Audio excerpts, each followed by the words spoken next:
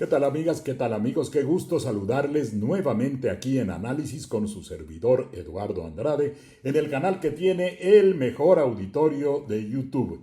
Esta vez para tocar un tema preocupante a mi manera de ver, que tiene que ver con las actitudes en la Suprema Corte de Justicia de algunos ministros que me parece están repitiendo una serie de errores que se cometieron en la etapa anterior de la Suprema Corte y que fueron los que motivaron en gran medida la necesidad de su renovación.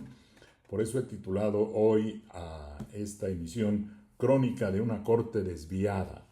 Dicho con la mejor intención. ¿Por qué digo desviada? Porque hay desviaciones de lo que deben ser las resoluciones de la Suprema Corte de Justicia ajustadas a derecho, al derecho existente, a la Constitución como está escrita, no a principios abstractos, no a lucubraciones que surgen de la academia o de la posición personal de algún juzgador, sino atenerse a lo que es la función de un tribunal constitucional, el garantizar el cumplimiento de la Constitución y de la ley, por supuesto, y no la violación de la ley que acaba siendo también violatoria de la Constitución porque se afecta el sistema general de legalidad del país.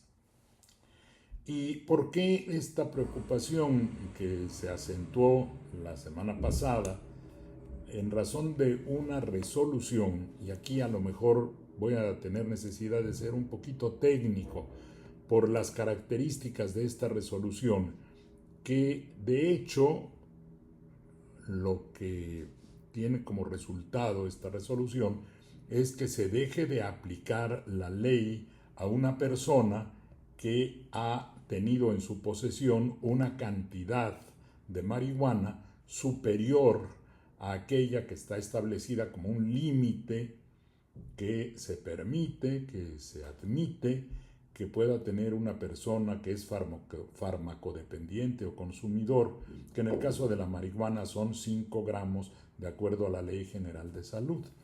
Bueno, resulta que una persona fue detenida en posesión de la marihuana, esto quedó plenamente probado, en Chihuahua, y tenía 14.6 gramos. Por cierto, en la versión pública del proyecto, es increíble que esa cantidad, que es vital para entender lo que pasa en el proyecto, se teste, se tache, pues si eso no es un dato personal, es un dato central del tema que se tenía que analizar. Pero bueno, ya en la discusión en la Corte quedó muy clara cuál era esa cantidad de 14.6 gramos, que es superior a los 5 gramos máximo establecidos en la ley.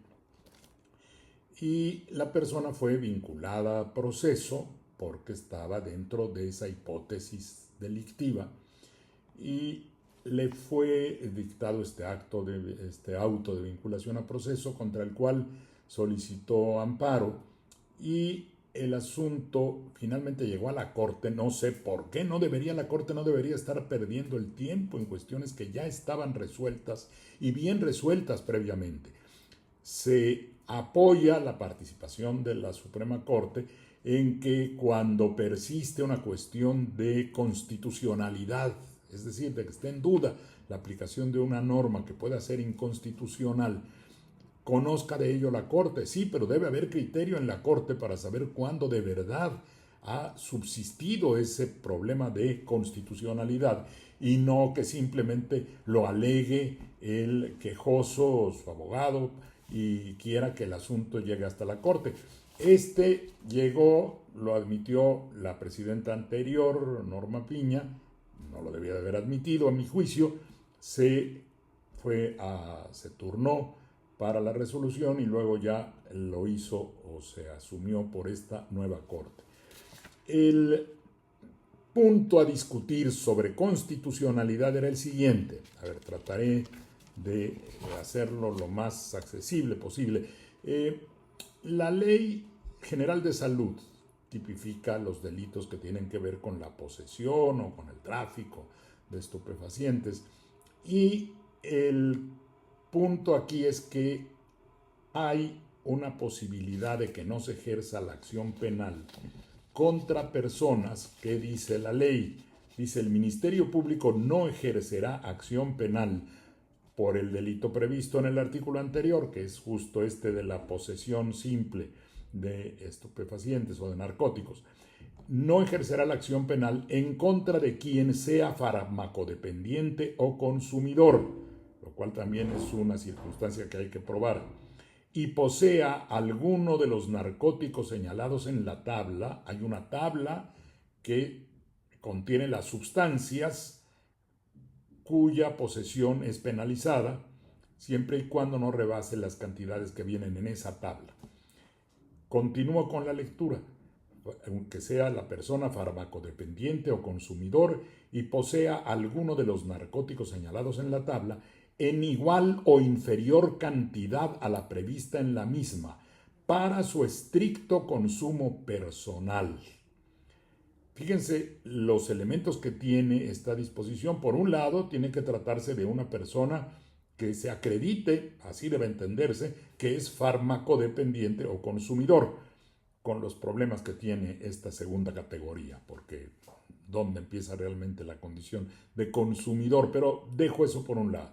Hay una categorización de las personas que quedarían exentas de la aplicación de esa disposición, no se ejercería acción penal contra ellos, si la cantidad que poseen de ese narcótico es igual o inferior a la cantidad prevista en la tabla. Y es esa parte, ese pedacito de la norma, lo que alega el quejoso, lo que alegó el abogado de la parte quejosa, de aquel que vincularon a proceso porque traía 14 y pico de gramos de marihuana. Ese pedacito quieren arrancarlo y de hecho ese es el problema y por eso estoy grabando esta emisión, porque se aprobó arrancarle ese pedazo a la ley, una ley vigente, para quitarle esa expresión y que no se refiera a la posesión en igual o inferior cantidad a la prevista en la tabla. Eso entonces lo que hace es desaparecer un elemento central de seguridad jurídica de qué es lo que se admite como posible para ser poseído por una persona en la condición de farmacodependiente o de consumidor de las sustancias que están en la tabla, en este caso la marihuana. Bueno, lo delicado es que se aprobó un proyecto que permite, por lo menos en este caso solo para la persona que pidió el amparo, el permitir esa resolución permite que se considere que no hay límite para la posesión de un narcótico y que no se ejercerá acción penal tenga lo que tenga en su poder la persona. Se matiza diciendo que para esa resolución de si se le deja de aplicar la medida penal, el Ministerio Público y el juez deberán atender a las condiciones específicas de cada caso, analizar las circunstancias, modo, tiempo y lugar, características, lo cual no está en la ley. Ahí están elaborando una nueva norma, como vamos a ver. Voy a seguir la metodología del propio proyecto. Voy a tener que leerlo un poco y para variar ya se me movió aquí en el iPad lo que tenía colocado para irle dando seguimiento. Voy a usar esta metodología porque nos permitiría ir viendo cuáles son los argumentos que sirvieron para aprobar por voto de 5 ministros, 4 ministros y una ministra, esto que constituye un precedente muy delicado porque la Corte vuelve a insistir en arrancarle pedazos a la ley sin una base verdaderamente constitucional, como se desprende de lo que fue argumentado durante la sesión del día 4 de febrero. Para ello voy a usar el propio proyecto para ir viendo cuáles son estos elementos que dieron lugar a que se aprobara esta resolución que pretende dejar sin efecto, que deja sin efecto para la persona a la que se amparó, la regla de límite que puede tener una persona en la condición de farmacodependiente o consumidor de un narcótico. ¿Cuáles fueron las razones expuestas en el proyecto? Lo que proponía el proyecto era revocar la sentencia que ya se había emitido negando el amparo para esta persona. El juez que negó el amparo dijo, y dijo bien, que había un fin constitucionalmente válido en la disposición que establece ese límite de hasta 5 gramos de marihuana como una circunstancia que impida que se aplique la ley penal a la persona que posea ese narcótico. Y vaya que hay un fin constitucionalmente válido, es que creo que no están leyendo la Constitución los señores ministros y alguna ministra en este caso, que la Constitución es muy clara respecto al combate a las sustancias que tienen esa característica de narcóticos o de estupefacientes. ¿Cómo lo dice la Constitución? Y ahí sí hay letra constitucional. En el artículo 73, cuando habla del Consejo General de Salubridad, se refiere a las medidas que ese Consejo ponga en vigor en la campaña contra el alcoholismo y la venta de sustancias que envenenen al individuo o degeneren a la especie humana.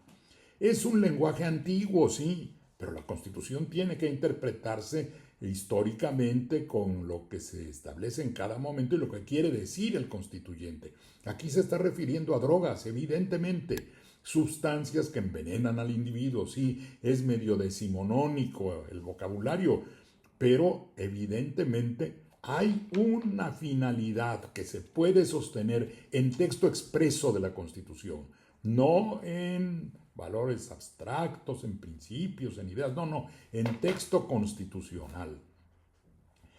Y ese amparo que estaba bien negado, se propone en el proyecto que se revoque y que se quite de la ley ese pedacito que dice en igual o inferior cantidad a la prevista en la tabla. Y dice que eso, es el proyecto que se aprobó, es inconstitucional por limitar la excluyente de farmacodependencia cuando se supere la cantidad de 5 gramos de cannabis sativa que se encuentra prevista en la tabla de orientación inserta en el artículo 479 de la Ley General de Salud. Bueno, la tabla no es de orientación, es una tabla que sirve para tipificar los delitos. Es un elemento mismo de la tipificación, porque una vez que se rebasa esa cantidad de 5 gramos, se está en presencia de la comisión de un delito que debe ser penalizado. Entonces, ¿cómo es posible que se limite la excluyente de farmacodependencia? La excluyente, si le vamos a llamar así, que veremos que ahí hay también un problema técnico importante, pero la cantidad que se permite, voy a usar esa expresión, está fijando claramente cuándo no se le aplicará la pena, no se ejercitará la acción penal en contra de la persona y por lo tanto no llegará a ser punible la conducta. Pero esa frase no está limitando voy a llamarla excluyente, aunque no lo es, no está limitando esa excluyente, está fijándola, está determinándola, hasta dónde puede eximirse de la pena esa persona. Entonces, luego, y esto me parece delicado que esté ocurriendo en la Suprema Corte y que haya sido aprobado, se propone, dice el proyecto, que penalizar el consumo personal de cannabis sativa puede llegar a no ser compatible. Ojo, puede llegar a no ser compatible. Bueno, llega o no llega, es compatible o no. No, esto es una manera de redactar muy indefinida. Oiga, puede ser, no estamos seguros, pero puede llegar a ser, a no ser compatible o a ser incompatible. Fíjense ustedes con qué, con los derechos de libre desarrollo de la personalidad. Ese es un invento que se ha generado, no existe. En la Constitución no existe un derecho al libre desarrollo de la personalidad. Existen las libertades específicamente establecidas para ser respetadas por el Estado y que todos podemos ejercer, pero hay un principio básico que es el límite que tienen todos los derechos y el desarrollo de la personalidad no puede cumplir eso que ha estado ocurriendo de ser un modo de saltar por encima de la ley para hacer permisivas cosas que la ley prohíbe. No puede entenderse un libre desarrollo de la personalidad que violente la ley. La propia, en alguna de las partes del proyecto, incluso se dijo, fíjense, aquí también vamos a ser un poco técnicos, pero se dice en una larga disquisición que no repetiré toda, pero al final de cuentas viene a decir que el libre desarrollo de la personalidad derivado de la dignidad humana faculta a cada individuo a diseñar y conducir su propio proyecto de vida. Pues sí, siempre que no afecte los derechos de terceros ni el orden público. Ahí están citando algunos autores en el propio proyecto. Ahí queda claro que este llamado libre desarrollo de la personalidad, primero, no es un derecho establecido constitucionalmente, no está establecido tampoco en ningún tratado internacional, ni siquiera en sentencias de estas intrusivas que lanza la Corte Interamericana. Ahí se le incluye a veces como un elemento de análisis que proviene de la doctrina y que no tiene ninguna fundamentación sólida en el derecho y que se ha ido desarrollando de manera expansiva, viciosa, de manera parasitaria en el derecho para generar situaciones de incertidumbre como la que está ocurriendo con esta resolución. Y luego dice que puede ser esa disposición que limita la cantidad que se puede poseer de marihuana, esos 5 gramos, puede llegar a no ser compatible tampoco con la privacidad. Tiene que ver eso con la privacidad, empezando porque la persona fue encontrada en un automóvil fumando la marihuana y donde se poseía esta cantidad.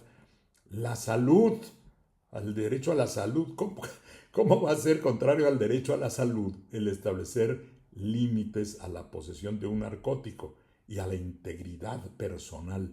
Con un criterio sobre integridad personal que es filosófico, abstracto, indefinido, que parece contener todo y no dice finalmente nada, porque querer que la integridad personal sea siguiendo un criterio anterior, por cierto, de la Corte, que, fíjense, esto es lo que alegó el quejoso. Dijo que la tutela de su cuerpo, mente y espíritu es de carácter absoluto. Pues no. En términos de lo que resolvió la extinta primera sala, se están pretendiendo agarrar de una resolución, aquella que permitió el uso lúdico de la marihuana, por un amparo que ni siquiera ha sentado jurisprudencia firme ni obligatoria. Fueron criterios expuestos ahí. Y se dijo que este quejoso dice que la tutela de su cuerpo, mente y espíritu es de carácter absoluto en términos de lo que resolvió la extinta primera sala. No resolvió eso. De igual forma advirtió que el tribunal pleno anterior dijo que el individuo tiene el derecho a elegir de forma libre y autónoma su proyecto de vida. Sí, siempre y cuando no viole la ley.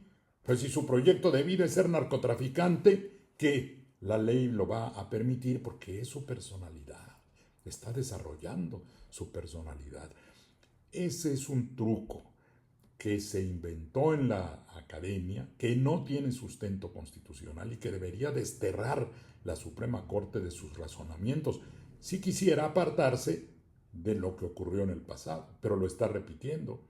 El proyecto mismo dice que el Pleno retoma el criterio que se había determinado voy a ver si lo tengo aquí expreso. Dice, al respecto, el proyecto que estoy analizando, dice, este Tribunal Constitucional en su nueva integración comparte las consideraciones expuestas en el amparo en revisión tal S del uso lúdico de la marihuana.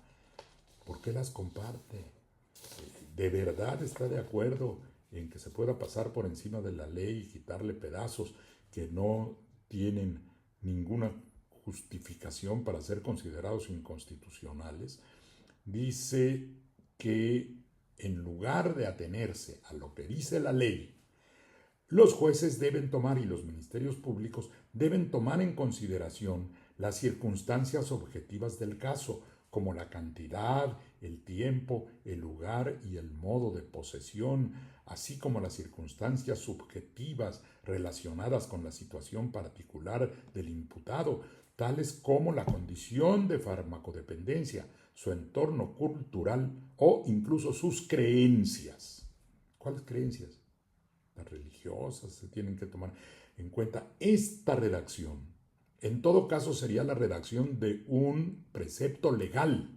Si la ley dijera, para efecto de determinar la posible exclusión o la posible determinación de no ejercicio de la acción penal para una persona, deberá analizar el juez todo esto. Pero aquí está legislando la Suprema Corte. No es esa su función.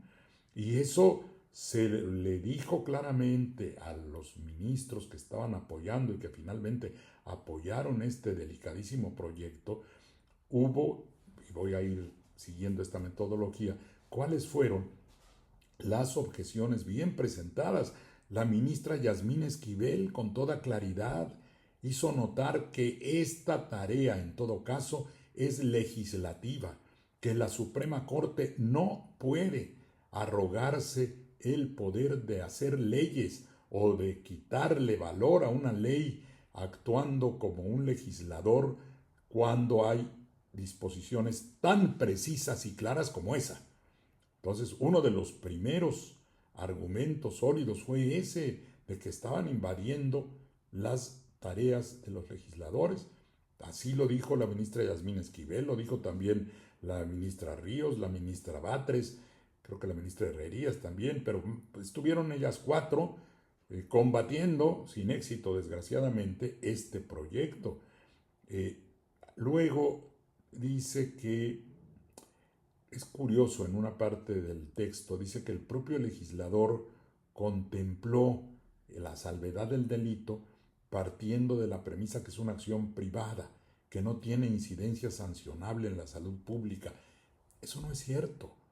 La ministra Ríos incorporó un argumento muy interesante cuando dijo, oiga, es que esa condición de farmacodependencia no es verdad que se agote solo en la persona que la sufre y que no tenga trascendencia hacia el exterior. Claro que la tiene. Tiene un impacto en la familia, así lo dijo la ministra. Por supuesto que en la familia de un farmacodependiente hay situaciones de conflicto y de problema, y también lo hay en relación con un ámbito más amplio de carácter social, y esa farmacodependencia puede concluir en la necesidad de que intervengan los órganos de salud pública. Hay valores importantes, familiares y sociales, que hacen que el consumo de un narcótico no sea materia del desarrollo libre de la personalidad, porque si fuera así, entonces, ¿para qué se prohíben los narcóticos? ¿No? La misma razón que existe para la marihuana podría existir para cualquier otra cosa, para la heroína, para el fentanilo. Es una barbaridad decir que el consumo de sustancias, voy a usar la terminología constitucional, que envenenan al individuo, sea algo que solo compete a la persona y a su decisión libre para hacer lo que quiera. Ese no es el sentido. No hay, insisto, un derecho constitucional al libre desarrollo de la personalidad. Hay libertades específicas y la libertad jurídica es muy clara. Tiene límites, así lo dijeron también algunas de las ministras, creo que la ministra Ríos dijo, es que no es absoluto eso, hay límites y esos límites están muy claros, como lo dicen varias de las definiciones que han hecho algunos autores en materia del libre, ya me acuerdo, ¿no? El libre desarrollo de la personalidad. ¿Qué dicen finalmente? uno puede hacer, y esa es la libertad jurídica clásica desde siempre, todos los gobernados podemos hacer todo lo que queramos que no esté siempre que no esté prohibida una determinada conducta o que no se dañe a terceros o se afecte el orden público. Ahí están los límites. Sí, claro, nuestra personalidad nos puede llevar a lo que queramos dentro de la ley y no por encima de la ley. No debe ser un pretexto para saltar la ley. El proyecto, voy a tratar de simplificarlo, fue combatido con varios argumentos. Además, decía yo, la ministra Esquivel muy claramente señaló, oigan, esto no nos corresponde, estaríamos legislando, queriendo decir qué tiene que hacer el Ministerio Público y el juez para que en cada caso decidan si van a aplicar la ley penal o no. Otro argumento importante, y eso fue de carácter técnico, también la ministra Esquivel dijo con elegancia, pero dijo, de lo que se trata realmente, no lo dijo así, no lo voy a leer para estar buscando tanto, pero ¿qué fue lo que dijo? Que se trataba de una excusa absolutoria, con lo cual dejaba en claro que no es una excluyente de responsabilidad. Yo sé que este es un asunto técnico pero muy importante. También la ministra Bater se refirió al asunto, porque en este caso, y las 4 ministras que estuvieron constantemente combatiendo el proyecto, permanentemente mantuvieron un criterio que estaba vinculado al texto constitucional. ¿Qué parte de esto es importante en materia técnica penal? Penalmente hay 2 figuras distintas. Una que se llama excluyente de responsabilidad o excluyente del delito, que está muy claramente prevista en el Código Penal, artículo 15 del Código Penal. Hay una lista de cuáles son esas excluyentes que hacen desaparecer el carácter antijurídico de la conducta. Es decir, la conducta deja de ser contraria al derecho porque el derecho mismo está diciendo, en este caso no estás actuando de manera antijurídica. Varios son la legítima defensa, el estado de necesidad, actuar en estado de necesidad, en el ejercicio de un derecho, en el cumplimiento de un deber, actuar bajo un error invencible, es decir, que no sepa uno realmente los elementos que existen para considerar que la conducta es antijurídica y por lo tanto delictiva. Pero una cosa es que desaparezca el carácter antijurídico de la conducta y otra muy distinta es que no se excluya, voy a quitar esa palabra que se usó mucho en el término, otra, que no se aplique la pena que corresponda a la conducta que sigue siendo antijurídica. Es una conducta que violó la ley y el poseer esa cantidad es violatorio de la ley, sí, pero la ley asume que un farmacodependiente puede ser eximido de la penalidad siempre y cuando no rebase una cifra que es esa de los 5 gramos. Y ahí entonces hay una confusión en el proyecto, porque no se trataba de una excluyente de responsabilidad, no se excluía el delito. Lo que se establece es una circunstancia de no aplicación de la penalidad. Y tan la conducta tiene rasgos antijurídicos que hay la obligación del Ministerio Público de informar a la autoridad del Estado donde se realice este acontecimiento de la existencia del mismo para que se tomen medidas de tratamiento para la persona farmacodependiente. Entonces, ahí tenemos un primer elemento o segundo elemento muy importante. El primero es, no debe la Corte meterse a legislar y está legislando. No puede confundirse la excluyente de responsabilidad, que no es lo que está previsto en ese artículo de la Ley General de Salud, con una excusa absolutoria que permite no aplicar la ley penal, pero que está basada en una determinación de una cantidad fija. Y entonces viene una tercera afectación que también se hizo ver a quienes querían y finalmente aprobaron el proyecto. Están violentando la seguridad jurídica, que ese sí es un valor constitucional, un principio constitucional básico, la aplicación estricta de la ley penal. Y lo estricto está en que precisamente los tipos penales, las descripciones de los delitos, sean claras, sean ciertas, sean seguras. La gente tiene que saber a qué atenerse. Y ahí está muy claro. La ley lo que establece es una seguridad. Y el proyecto lo que ha introducido es una inseguridad. Porque la seguridad deriva de saber cuántos son 5 gramos, ¿no? Se pesa la cantidad, 5 gramos o menos, no hay sanción. Se rebasan los 5 gramos, está ya actualizándose la conducta delictiva. Y entonces este proyecto lo que haría es desmontar el tipo penal, lo cual tampoco le corresponde a la Corte.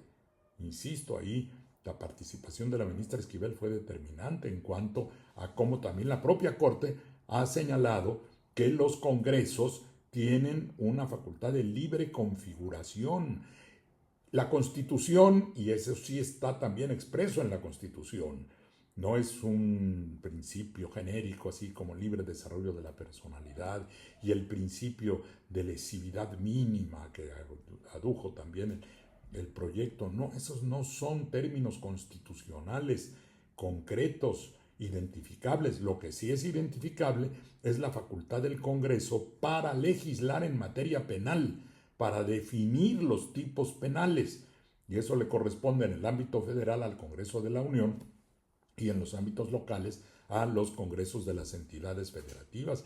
Tienen la misión y tienen el deber y tienen la atribución de, a la luz de las circunstancias sociales, de los criterios que ellos están en libertad de determinar, qué conductas deben ser sancionadas penalmente. Hay también algunos límites constitucionales, se lo dijo la ministra Esquivel. Uno de ellos es que las penas no pueden ser inusitadas y trascendentales. Bueno, eso está prohibido. Si el legislador emite una disposición penal con una pena, recordarán ustedes al Bronco cuando decía que había que cortarle el brazo a los ladrones. Bueno, si se emitiera, que no se emitiera una disposición así, ahí sí habría inconstitucionalidad porque la propia Constitución lo impide. La propia Constitución impide, por ejemplo, que se sancione penalmente por deudas de carácter civil. Ahí hay límites, pues, pero la propia Constitución, no que la Suprema Corte los pueda poner como le dé su gana, ¿no? Y luego, para colmo, resulta que aún quitando ese pedacito del artículo que se quitó indebidamente, el Ministerio Público puede insistir en que sí se sancione a esta persona, porque al principio, como leí el texto del artículo, fíjense cómo queda si le quitan el pedazo. Dice, el Ministerio Público no ejercerá acción penal por el delito previsto en el artículo anterior en contra de quien sea fármaco dependiente o consumidor y posea alguno de los narcóticos señalados en la tabla para su estricto consumo personal. O sea, le quitan la referencia a la cantidad, pero sigue la idea de que sea para su estricto consumo personal. ¿Y qué ocurre? Que el artículo siguiente de la ley dice, para los efectos de este capítulo, se entiende que el narcótico está destinado para su estricto e inmediato consumo personal cuando la cantidad del mismo, en cualquiera de sus formas, no exceda a las previstas en el listado siguiente. Y el listado está vivo. La lista con las cantidades no se alteró. Ese sigue siendo tan constitucional como ha sido siempre. Y entonces, si uno lo vuelve a leer, dice, pues ahí dice que está destinado para el consumo, el estricto consumo personal, tiene que tomarse en cuenta la tabla, aunque le hayan quitado el otro pedazo, que no tenía por qué habérsele quitado, porque es claro que con la supresión de esa parte del artículo lo que se introduce es una absoluta inseguridad jurídica. Se faculta a los agentes del Ministerio Público o a los jueces a actuar de manera no solo discrecional, arbitraria, como se dijo por varias de las intervenciones opositoras. Entonces tendríamos una serie de resoluciones dispares, diversas, unos dirían una cosa, otros dirían otra, y la ministra Herrerías, me parece, fue la que dijo que se abre el camino a la corrupción. Ese también es un hecho que debió tomarse en cuenta. De modo que lo que estamos observando es algo muy delicado. Y todavía más, déjenme decirle lo siguiente. Para colmo, eso no se resolvió nada. Porque, ¿qué dice? ¿Cuáles fueron los efectos de la resolución? Para ese quejoso, sí resulta inconstitucional el pedacito que establece la referencia a la cantidad igual o menor a lo que está en la tabla, que ya vimos que puede no ser determinante. El Ministerio Público puede insistir. ¿Y por qué puede insistir el Ministerio Público? Porque devolvieron el asunto a que resuelva el tribunal colegiado. O sea, a que resuelva con base en qué. Ahora con base en esos criterios, a ver, revisa cuáles son los antecedentes. Tendría que verificar si efectivamente esta persona es farmacodependiente o si es consumidor y cuál es el criterio determinante para considerarse consumidor y por qué la cantidad de 14 no es tan mala, por qué no podrían ser cuántos, 20, 25. Es introducir la absoluta imprevisión y también la absoluta discrecionalidad, arbitrariedad y campos de posible corrupción para ser desarrollados sin base jurídica, porque esa resolución no estaría cumpliendo realmente la función que podría tener la ley si dijera que los ministerios públicos o jueces pueden tener esas atribuciones. Y total, que la persona todavía no tiene una resolución, todavía se va a tener que aplicar todos esos criterios que le dice la Corte al juzgador para ver qué resuelve finalmente. En última instancia podría volver a aplicar los criterios que yo había aplicado, dado que la tabla no ha desaparecido. Yo no sé por qué, si de veras la Suprema Corte quiere hacer justicia. El presidente dijo en algún momento que había que tomar en cuenta que era un indigente. No, eso no dice la ley. No dice que la indigencia será una causal para determinadas resoluciones. Pero hay instrumentos jurídicos. En vez de estar devolviendo las cosas, primero no debió asumir la competencia, ahora la devolvió sin haber resuelto el fondo. Si de veras la Suprema Corte va a querer hacer justicia, tendría otros elementos. Podría asumir ahí sí plenamente una jurisdicción que le corresponde como el Poder Judicial de la Federación a su máximo nivel y tomar medidas distintas que están previstas en la legislación penal.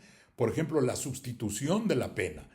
Podría decir, bueno, en estas condiciones, no porque sea inconstitucional la referencia exacta al límite de la cantidad que se puede poseer, sino en estas condiciones específicas de esta persona, dada la naturaleza de los hechos como se revisaron en el expediente, vamos a determinar que sí exista una pena, puede ser la mínima son 10 meses, máxima 3 años para ese delito, y luego determinar una sustitución de la pena, que también es una facultad que pueden tener los jueces, sustituirla por trabajo a la comunidad, por una multa.